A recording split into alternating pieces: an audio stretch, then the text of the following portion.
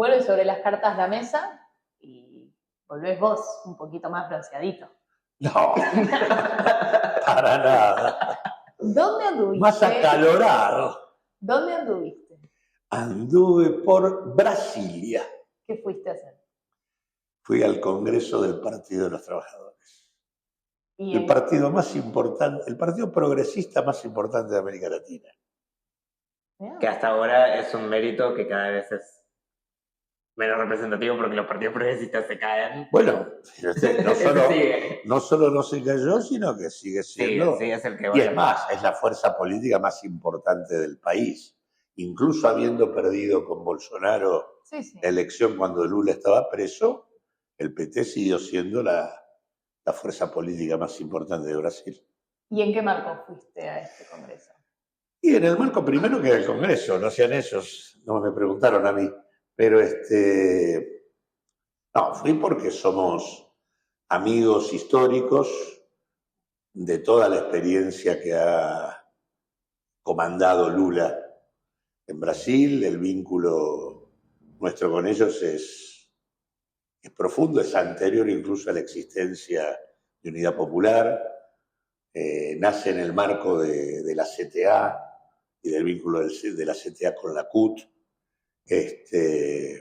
Y a partir de ahí los vínculos con Lula siempre fueron muy importantes, sobre todo, digo, la relación entre Víctor de Genaro y Lula es una relación de mucha cercanía, de mucho afecto. Víctor ha hecho campaña con Lula en Brasil, en la etapa en que nosotros estábamos en la convertibilidad y en donde en Brasil querían imponer un modelo similar, y cuando hubo disputa presidencial y era Lula candidato a presidente, nosotros lo acompañamos mucho. Así que bueno, normalmente participamos y en este caso en particular, doblemente importante porque es un congreso previo a las elecciones en Brasil, en donde lo que ocurra con el PT en Brasil en las elecciones va a determinar mucho la suerte de América Latina, amén de que también tiene una fuerte importancia en términos mundiales. Brasil es el único país, diría, digamos, de América Latina que tiene una presencia dominante en los BRICS. Es el único que tiene un posicionamiento mundial de fuerte confrontación con Trump, de defensa del tema de la paz y de cuestionamiento a todo lo que ha sido el genocidio en Palestina y demás. Digamos, es una marca política a nivel latinoamericano y mundial muy fuerte, en el marco de lo que se está jugando en América Latina, que es o la consolidación o no de la derecha extrema en el continente. En ese marco que digamos, Lula gane la elección y que implica terminar de derrotar la experiencia de Bolsonaro y implica un límite muy claro para lo que es el resto de la derecha en el continente, en articulación con lo que es también la experiencia de México, ¿no? De Sheinbaum. Y después, bueno, tenemos la otra elección que también tiene importancia para América Latina, que es la de Colombia. Está toda la experiencia de Petro, importantísima por el lugar que ocupa Colombia. Colombia siempre ha sido el lugar a través del cual los Estados Unidos han querido meter la guerra en América Latina. Ha sido el lugar de instalación de bases para confrontar con Venezuela y con Cuba. Es un país destruido en el marco de lo que ha sido la política de, entre comillas, combate al narcotráfico en Colombia. Y el primer gobierno resultante de lo que fue el acuerdo de paz primero y el intento de romper ese acuerdo de paz, el primer gobierno resultante de eso, desde una perspectiva progresista es el de Petro. Así que ahí también se juega una carta importante. Así que bueno, en ese marco fuimos y la verdad que fue bueno percibir todo de manera directa, poder intercambiar tanto con los compañeros del PT como los compañeros del Pacto Histórico de Colombia. Enterarnos, el Congreso tuvo una característica que es mucha mirada sobre lo que pasa en Estados Unidos y lo que pasa con Trump. Y hubo una delegación importante de la corriente de izquierda del Partido Demócrata, la que tiene que ver con el alcalde de Nueva York, y demás, que realmente presentaron o expusieron la situación norteamericana muy bien, y la verdad que aparecen datos que a veces uno desconoce y que marcan que extrañamente, aunque uno no lo crea, hay una corriente socialista que va creciendo en Estados Unidos. Aunque uno desde acá le resulte difícil percibirlo, pero toda esa sorpresa que produjo lo de Nueva York, por lo que comentan, no es solo Nueva York. O sea, sino que está extendiéndose con decirte que la expectativa que tienen es ganar Washington. Con lo cual, si tienen Nueva York y Washington, es como, viste, tener la capital económica y política de los Estados Unidos. Y yo te quiero preguntar, porque vos decís, bueno, ok, el progresismo en Latinoamérica sigue estando, yo diría que en tres ejes, en Sheinbaum, que no elige pronto, tengo entendido, y bueno, en Petro y en Lula, que pueden, digamos, en estas elecciones llegar a perder. Mi pregunta es esta. En el caso de Lula, es más difícil que pierda. Es más difícil que pierda. Petro, en el caso de Petro, Petro ya ganó la elección legislativa. Sí. Ganó, o sea, él ganó y ganó bien. Y se va a consolidar como la principal fuerza política de Colombia. Eso ya ocurrió. Pero y va a ganar la primera vuelta. El tema es la segunda.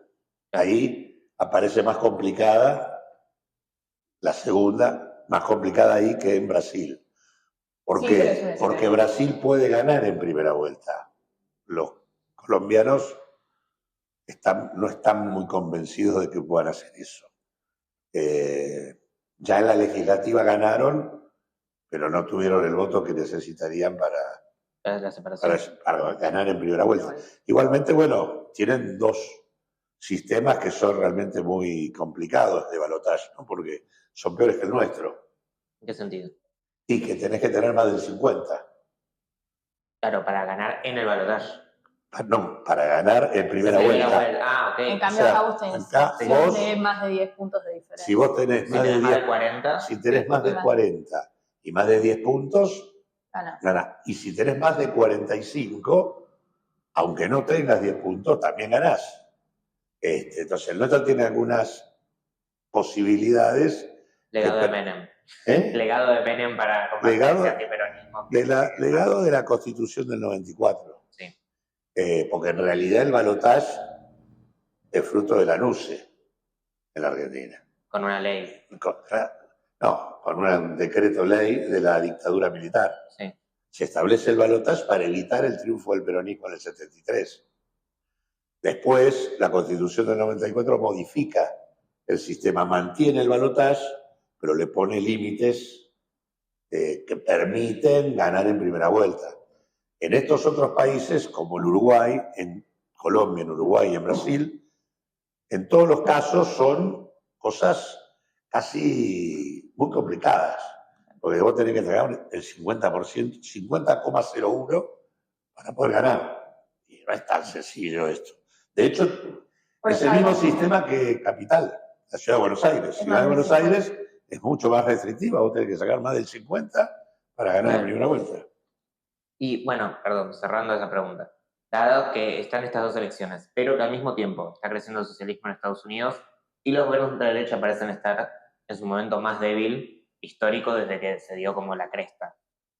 ¿Vos crees que esa crisis de la ultraderecha es visible para sectores intermedios de Brasil y de Colombia respectivamente y que pueden modificar el resultado de la elección? O sea, ¿cómo puede influir la caída de Orbán, la crisis de Trump y de Milei, la reticencia de Meloni en las elecciones de estos dos magnates, países No, yo creo enormes? que eso siempre influye, pero influye a la luz del proceso local. O sea, no hay una influencia ni en Argentina, ni en Brasil, ni en Colombia, ni en ningún lugar de lo internacional sin el tamiz del proceso que localmente se vive. El debilitamiento en general de la ultraderecha obviamente abre posibilidades en todos los casos, pero las abre más donde hay más construcción política y más fortaleza política. En ese sentido, Brasil está en condiciones de ganar en primera vuelta. Lula ha tenido un mandato donde en materia de política social, de crecimiento, de bajas tasas de inflación y demás, y ha ido bien. Y ha tenido un rol internacional muy potente, Lula también. Entonces, me parece que en ese sentido, más allá de las restricciones del balotaje, puede ganar en primera vuelta. Así que ahí funciona. En el caso de Colombia, está más precaria la situación. Obviamente, el contexto de debilitamiento de Trump, de aislamiento, fortalece. Pero bueno, también hay que tener en cuenta que en Colombia hay un núcleo de derecha y ultraderecha muy potente, muy, muy fuerte, ¿no? Es un país que fue hecho bolsa por los mecanismos paramilitares y demás, y toda la pelea de lo que fue la lucha contra el Es muy narcotráfico. fragmentado.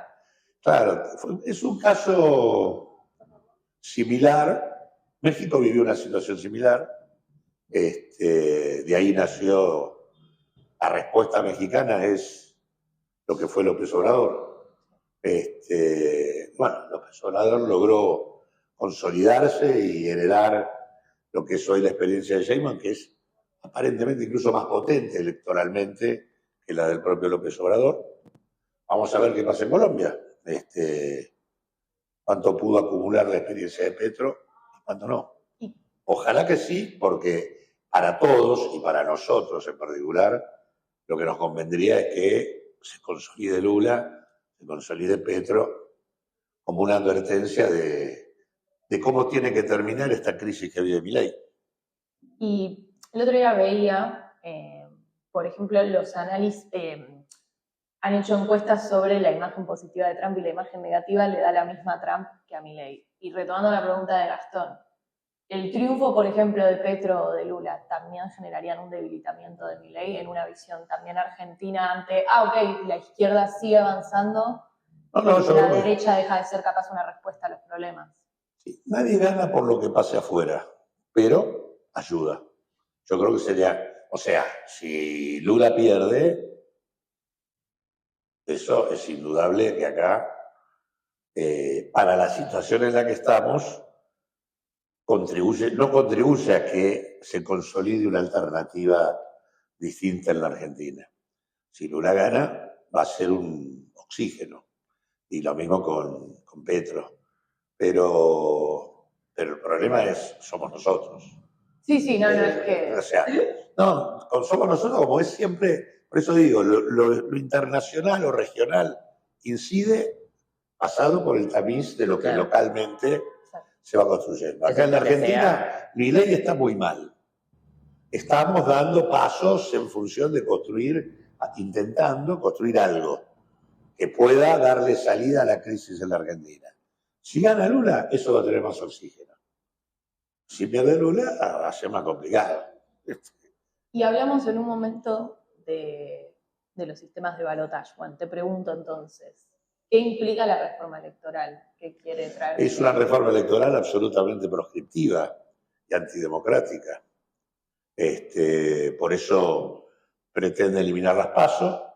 Las PASO pueden tener muchas cosas para perfeccionar, pero es un instrumento de democratización que permite que los partidos tengan permanentemente que dirimir sus internas de cara al conjunto de la población.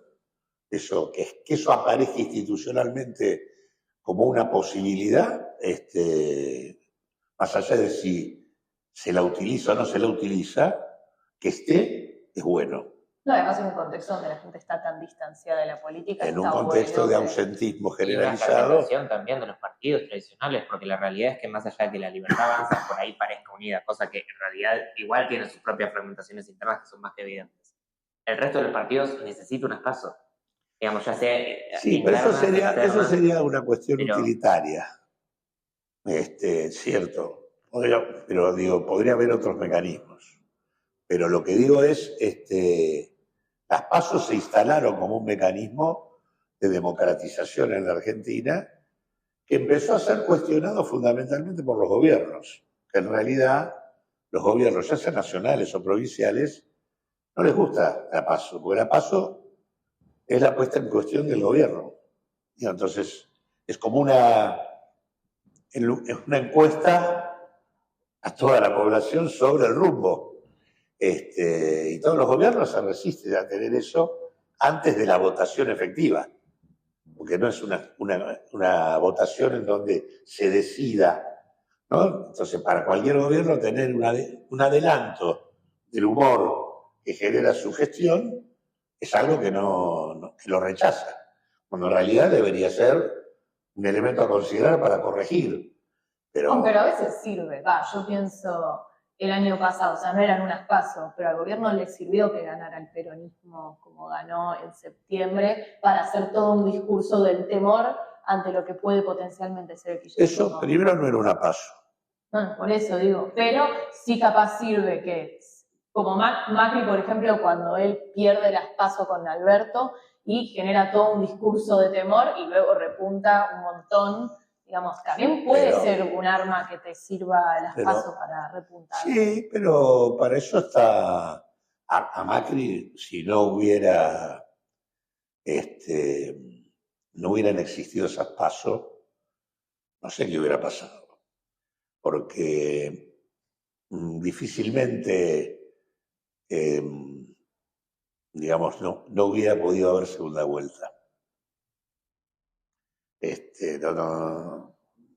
Hay que ver, la PASO permitió que el voto en primera vuelta fuera muy consolidado, el voto de Alberto. No sé si hubiera pasado lo mismo si la PASO no hubiera existido. Y si vamos a segunda vuelta, hay que ver cómo se daba la cuestión, porque Macri, entre la PASO y la primera vuelta, creció una enormidad. Así que yo creo que en gran medida la posibilidad de haber terminado con el periodo Macri tuvo que ver con que se ganó en primera vuelta. Pero independientemente de eso, yo creo que siempre es bueno que la gente vote. Así que sí creo que las PASO tienen algunos problemas. No es lógico que un partido que no tiene internas tenga que ir a PASO. Porque vos vas, todos tienen interna, y vos vas y no tenés interna, y la verdad que no existís. La gente va a las internas más tener una imagen negativa que no. ¿Cómo? Que por ahí hay gente que por ahí te votaría, pero quiere hacer. Claro, quiere incidir en otra interna. Y vos salís mucho más chico. Claro, y aparte podés quedarte afuera de la general. Claro, porque tenés que pasar el piso. Tenés que pasar un piso. Entonces, la verdad es una macana. Una fuerza política que no tiene internas, lo que tiene que haber sí es garantías de que haya interna en una fuerza política no dependa de quién la conduce. Al estar el sistema de internas abiertas y simultáneas, siempre cualquier experiencia en una determinada fuerza puede apelar a ella si la conducción no quiere que existan. Es una obligación, es una posibilidad de democratización que está presente. Distinto si vos tenés una conducción absolutamente autoritaria de un partido, no está obligado por nada, bueno, eso es una macana. Ahora, al mismo tiempo, existiendo el sistema, lo lógico sería que las fuerzas que no tienen interna que no tengan que ser obligatorias. Son abiertas, son simultáneas, pero no obligatorias. El otro tema Y que... pasan a la primera vuelta. Exactamente. El otro tema que también es relativo es que tengan que proscribirse a las que no alcanzan un piso. Eso también no tiene mucho sentido. Porque también esa situación, que muchas veces se da también entre los que no tienen internas y los que sí, y los que no tienen, por lo tanto, sacan menos. Pero también la elección general depende de qué candidatura tiene cada partido. Y de repente una fuerza que tenía 3 candidatos sacó un montón y después va con uno solo, pero no saca lo mismo. Y algunas de las fuerzas que vos sacaste, por ahí tenían que ver con esa perspectiva. Entonces creo que el tema del piso también es proscriptivo. O sea, yo creo que se puede plantear que las PASO se tengan modificaciones y eliminarlas es un acto de debilitamiento de la democracia. Y después, por lo menos lo que he visto hasta acá, en primer lugar, lo que hacen es tratar de eliminar a buena parte de las fuerzas políticas electorales existentes. Porque eliminan... Porque lo que hacen es 2 cosas. Uno, incrementan la cantidad de personerías que tenés que tener para ser reconocido como partido. Hoy la ley actual exige 5. O tenés que estar reconocido en 5 provincias para ser un partido nacional. A partir de ahora, digamos, si se cumpliera con lo que ellos establecen, se necesitan 10. El doble. El doble. Eso hace que de los 45, creo que hay, partidos nacionales, una gran cantidad desaparezcan directamente. Nosotros, por ejemplo, somos un partido que tenemos 14. O sea que podríamos seguir. Y tenemos 2 en desarrollo, o sea que no estamos urgidos por eso, pero hay muchos partidos que no tienen esa cantidad. ¿Vos crees que eso lo hacen, digamos, por temor a que partidos pequeños de derecha les saquen todos los votos? Y de hecho he visto también un modelo que tiene algunas cosas que están circulando del PJ, del Partido Justicialista, que en realidad propone que sean 12, no 10. O sea, más todavía. Y el otro mecanismo que están utilizando es el tema de incrementar la cantidad de afiliados, lo cual también es un tema que tiende a limitar la posibilidad de experiencias nuevas. Cuando vos en realidad deberías, personalmente creo que habría que habilitar la construcción de opciones con mayor sencillez. Yo creo que el tema yo incluso creo que habría que permitir que otro tipo de organizaciones no partidarias pudieran jugar electoralmente. O sea, organizaciones sociales. No tener que cumplir con tantos requisitos. No tener que cumplir con tantos requisitos. Digo, pero ¿cuál es la idea? Poner, si alguien elige votar a X. Por ejemplo, pero no solo a nivel, no lo pienses ni siquiera a nivel general. ¿Por qué en una comuna en la ciudad de Buenos Aires no puede haber un conjunto de organizaciones que presenten para la elección de comuneros? Que no sean partidos. ¿Por qué solo los partidos? Si hay 5 organizaciones barriales que están laburando 3 veces más que los partidos que están ahí. Si se quieren presentar, tienen que ir a través de algún partido. ¿Por qué no pueden establecer un mecanismo? Bueno, tales organizaciones se quieren presentar, tienen que lograr tantas firmas, ¿no?, de respaldo ciudadano, tantas adhesiones para poder presentarse. Presentan las adhesiones, las autorizás y se presentan electoralmente.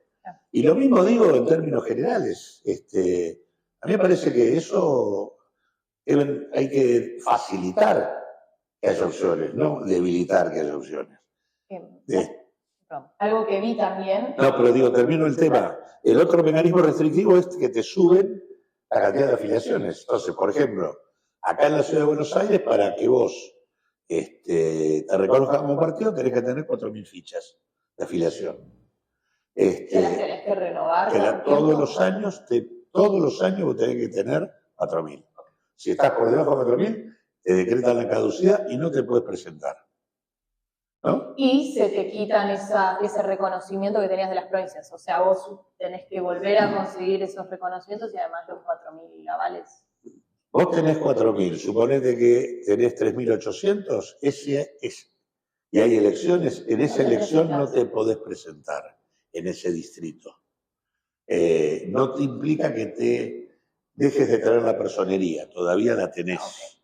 Y tenés que volver a presentar las 200 fichas para volver a las 4.000 y que ya en la... Pero tenés una penalidad y una elección en la que no puedes estar. O sea, suponete que nosotros no tenemos las fichas en el 2027, no llegamos a 4.000, no te dejan presentar en la ciudad de Buenos Aires, ¿no? Sí te puedes presentar en el resto del país, pero en la ciudad no. Pero... Que además tiene que ser 4.000 avales de gente que vive obviamente en la ciudad. Sí, claro. Fichas, avales, porque una cosa son los avales o las adhesiones, otra cosa las fichas. Pero acá te duplican la cantidad, te vas a 10.000. O sea, en Ciudad de Buenos Aires, en 9.420, tenés que tener 10.000. Entonces, no solo te aumentan la cantidad de personerías, sino que te aumentan la cantidad de afiliados que vas a tener que presentar en cada lugar. Y es doblemente restrictiva. Porque aparte es muy particular. ¿A quién le va a costar más conseguir las fichas? A los partidos nuevos. Buena parte del rechazo a la política lo construyeron los partidos viejos. Entonces, los partidos viejos que tienen millones de afiliados de la historia, el peronismo tiene un padrón histórico, el radicalismo tiene un padrón histórico, que está totalmente alejado de la realidad actual. ¿Entendés? Nunca tienen problemas de fichas. Bueno, la Libertad Avanza tampoco. Más de que sea un partido... La Libertad Avanza no, pero es un partido construido al amparo del Estado. Digo, bueno, después hay que ver cuánto lo mantiene. En qué medida la Libertad Avanza no se hace añicos pasado mañana y termina deglutida en diferentes, porque la Libertad Avanza tiene fichas que vienen del PJ, del UCR, del PRO, ¿no? Digo, entonces hay que ver.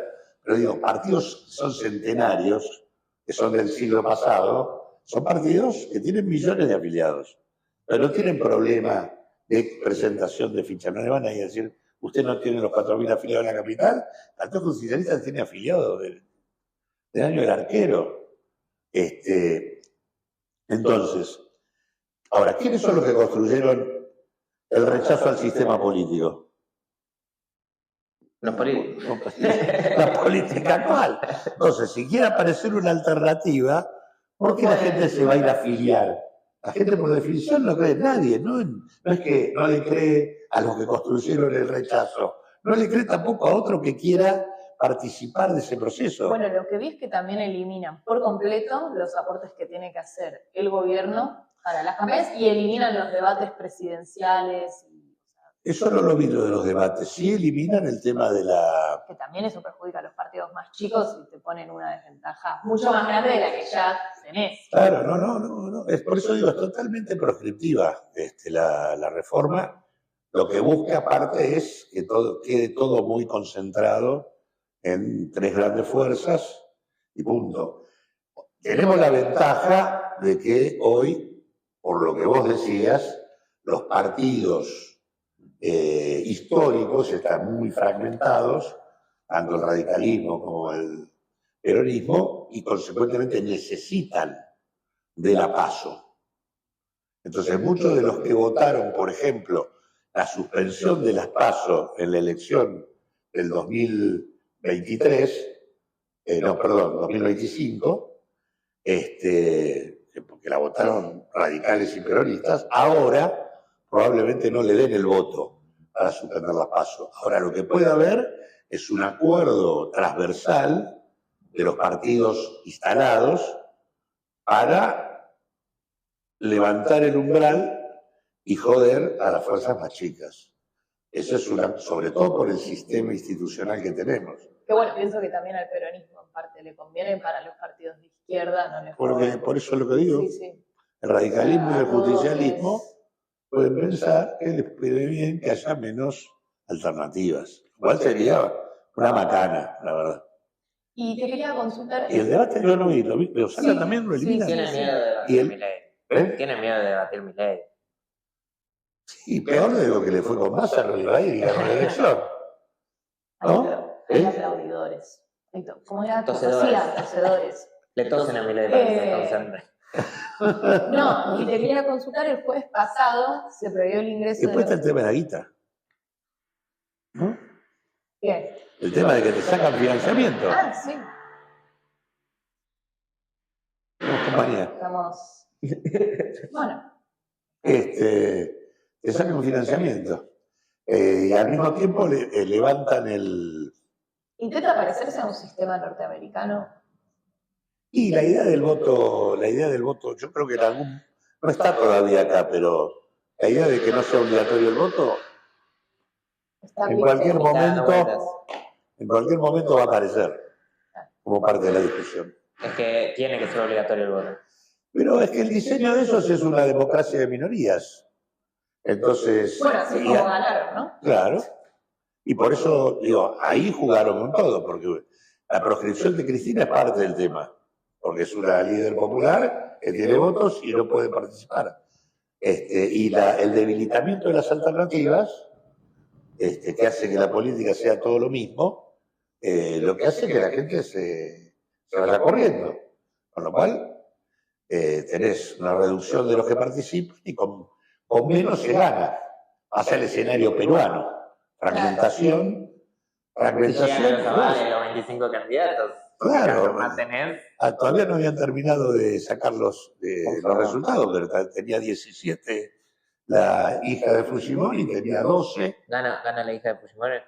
Está ganando el 17%. O sea, vos fijate, la primera 17 y el segundo, Sánchez, 12. O sea, legitimidad exactamente -1. No sabemos. Pero ese es el modelo. Y podía. Ese es el modelo que proponen para la Argentina. Los propios. Porque ¿qué funciona en Perú? Es supuestamente el modelo económico que quieren reproducir acá. El modelo que plantea Caputo. El país con más informalidad. Ese es el país que se proponen. Y el país del Banco Central Independiente, que define la política con autonomía, la política monetaria con autonomía de la política, ¿no? Esa idea del neoliberalismo puro, el modelo es Perú. ¿Y cuál es el resultado de ese Banco Central que hace la política monetaria independiente, que concretamente es la política articulada con el poder? Es el debilitamiento absoluto de la democracia. Vamos por el 9º presidente en 10 años en Perú. Se destituyen. Entran en gana. Pero porque nadie puede gobernar un tipo que entra con el 17% de los votos. ¿Qué hace? Le digo, ¿qué espaldas tiene? ¿A qué representás? Entonces, bueno, y van a ir a balotaje ahora, 17 y 12. ¿Van a ir a balotaje? Qué bueno. Deberían ir, si no ganas, ¿qué? Cada vez es más necesario el balotaje. Claro. Hacen un balotaje que además cada vez vota menos gente. O sea, hay gente, solo el 29%. El 29 no sé de qué porcentaje del padrón. Claro, hay que ver qué tanta gente. Claro, no, porque son lugares donde cada vez se vota menos. Claro. O sea, el nivel es lo mismo que en Estados Unidos. Estados Unidos no tiene voto obligatorio y el nivel de votación en términos de porcentaje de la población es bajísimo. Es que te la hacen un lunes la votación. Ese es el problema. Martes. Que es el segundo martes de tal mes. Pero aparte que no hacen el martes, los laburantes no pueden pedir. Claro, no pueden pedir. No será obligatorio, nadie tiene la obligación de no te dan, o sea, no tenés posibilidad de ir. Justamente por eso que tiene que ser obligatorio. Esa es la democracia, ese es el modelo democrático occidental. Y nosotros veíamos que la reforma laboral de Milei, la reforma de la ley de glaciares, todas esas reformas eran en contextos de crisis. En un contexto donde la figura de Milei, la economía resonaba. Te pregunto, ¿este intento de reforma electoral es también una forma de desviar la atención de Milei sobre la crisis económica y la caída de su imagen positiva? No. Yo creo que las reformas, tanto la reforma laboral como la ley de glaciares, como la reforma política, son reformas que son estratégicas para la consolidación del modelo. Pero no crees que Lo que es distractivo, Lo que es distractivo es Periodistas. ¿cómo? Digamos, justamente es al revés, buscan desviar la atención con otras cuestiones, como por ejemplo la veda de los periodistas a la Casa Rosada. Sí, o el show que van a hacer con Adorni. El abrazo de Adorni. Claro, el show que van a hacer con Adorni el miércoles. No estaba enterado. Van a hacer como un abrazo al Congreso. Sí. Pero aparte va Milei al Congreso y Adorni no ¿En sé el qué. Congreso? Sí. Adorni sí va a ir en el momento del informe del jefe de gabinete. Va a estar acompañado por el presidente y además aparentemente Adorni va a ir con munición gruesa para tirar carpetazos sobre la oposición. No sé qué inventará. Pero es una carpeta abierta a él. Bueno, pero lo que digo, eso es circo que arman, pero estas reformas, la reforma laboral es una reforma estratégica dirigida a disciplinar el comportamiento de los laburantes y las relaciones laborales en función del modelo de desigualdad que tienen. La reforma de la ley de glaciares es absolutamente funcional a los intereses promineros que bancan y la reforma institucional está en línea con el tema de esta democracia de minorías que van armando y tratando de generar condiciones que le permitan llegar con las mejores posibilidades a la elección a ellos. Pero además es un rediseño del sistema, por eso es proscriptiva, completamente proscriptiva. En lugar de democratizar, que debería ser el objetivo de una reforma institucional, empoderar a la sociedad para que tenga más que ver con las decisiones, en lugar de eso es cerrar alternativas, eliminar participación, etcétera, etcétera. Así que estas son reformas estratégicas para estos tipos, para este tipo de modelo de orientación. Porque aparte hay muchos que quieren que este modelo siga. El círculo rojo que está preocupado por un Milei que hace pavadas, que se va desgastando y demás, el modelo le interesa.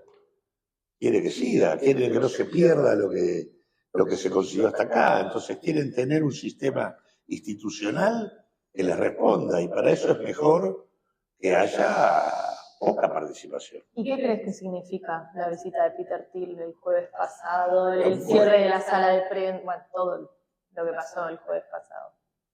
Sí, yo no sé si el cierre de la sala de prensa tiene mucho que ver con eso, pero lo cierto es que es muy serio. No la visita de Palantir, sino que el tipo ya compró casa acá en la Argentina y se instala acá en la Argentina. Recién estaba viendo que La Nación subió una nota diciendo los vecinos de Barrio Parque están felices. Que venga Peter Thiel a vivir con ellos. Yo creo que estamos frente a uno de los sistemas de control de la vida de las personas más serio de los que podríamos imaginar. Aparte hay un proceso de integración de este tipo de empresas en el tema del control y el disciplinamiento social por un lado, y en el tema de la inteligencia, en el tema del control militar. O sea, cada vez más estas empresas se integran en el complejo bélico industrial de los Estados Unidos. Son las empresas que están armando los sistemas que permiten la guerra algorítmica, que permiten los mecanismos por los cuales los drones están dirigidos a determinados objetivos, que permiten identificar con precisión dónde están las personas a las que quieren matar. Hoy, han tenido que ser incorporados CEOs y ejecutivos de las principales empresas tecnológicas, entre ellas de Palantir, como coroneles del ejército norteamericano. Coroneles formales. Coroneles formales. Son ejecutivos de empresa y milicos al mismo tiempo. Es muy parecido, muy fascista. Bueno, es que yo creo que es que por primera vez una de las cosas que está pasando es que la élite económica más millonaria y vinculada al top tecnológico es fuertemente nazi. Cree como este tipo, Peter Thiel, tiene una concepción, además de misógina, absolutamente supremacista y en donde para estos tipos la inteligencia artificial debe integrarse en la cuestión de la conducción militar para poder tener control sobre el planeta y frenar el avance chino. Y sobre la base de decir que es porque hay que defender la cultura que son ellos y además aborrecen la idea de la convivencia con otra cultura. Entonces, yo creo que estamos frente a una situación muy peligrosa y no, digamos, es terrible. Y este tipo está acá. Y supongo yo que está acá con la intención de tener, como tuvieron en los Estados Unidos, juntaron todas las bases de datos del gobierno norteamericano en manos de ellos. Y acá van a juntar toda la base de datos de información para manejar con información y Big Data la estrategia electoral. Eso es lo que van a hacer. Y mientras también... Y además toda la parte de... Mientras los presupuestos a la CIDE van también, ¿no? Claro, eso. Y aparte, la CIDE va a manejar toda la información a través del sistema. Claro, el sistema Palantir lo que hace es sirve como software para que sistemas de inteligencia puedan tratar con una cantidad de datos aberrantes. Claro, pero después vos fíjate que eso empieza así, vos le das la base de datos, pero después la tienen que manejar ellos. Porque por eso directamente hoy hay ejecutivos de las principales empresas manejando o nombrados en el estamento militar. Porque no lo pasa cualquiera. Lo tienen que hacer ellos.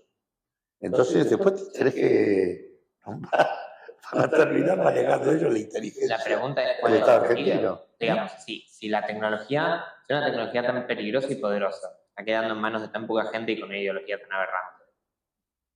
No hay medio institucional democrático que te permita sacarlos, en principio. Cuanto más esperes, más fuertes se van a hacer y por tanto más cohesionados con la institución estatal van a estar.